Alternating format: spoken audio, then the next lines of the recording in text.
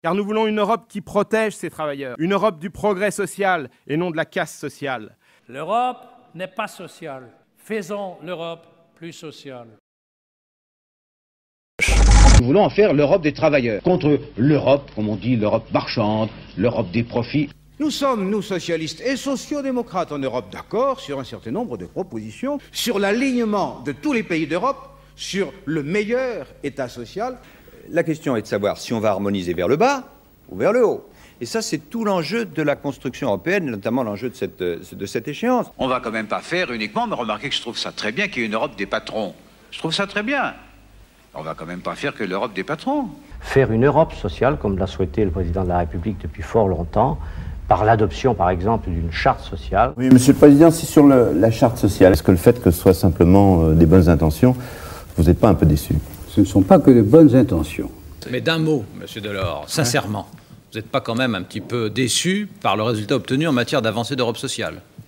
je suis un peu déçu. Bon. Il y aurait donc 49% des Français qui diraient non à l'Union européenne, au traité de Maastricht. Je crois que c'est non seulement un très sérieux avertissement pour une certaine façon de faire l'Europe, complètement technocratique, uniquement autour du marché. Il est clair qu'il faudra y répondre concrètement dans nos choix, en particulier dans notre façon à l'avenir de construire l'Europe, qui devra être plus sociale qu'aujourd'hui.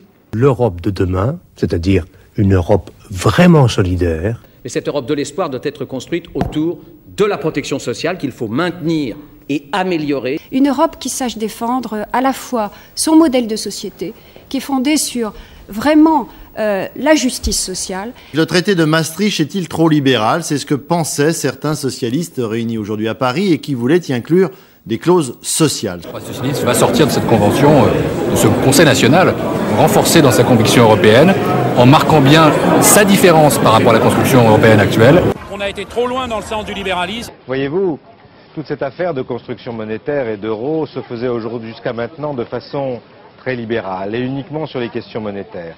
Et Lionel Jospin avait beaucoup insisté pour qu'on s'occupe d'autre chose. Faire sa place au social dans la bataille économique que l'Europe doit conduire. L'Europe doit être bien sûr un marché sur lequel il doit y avoir des règles, des normes, et notamment au plan social.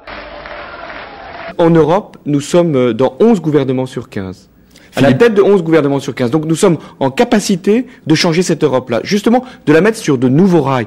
Et ceux qui trouvent aujourd'hui que cette Europe, elle est trop libérale, ont raison. La priorité, c'est l'Europe sociale. Et concrètement, ça veut dire quoi pour nous?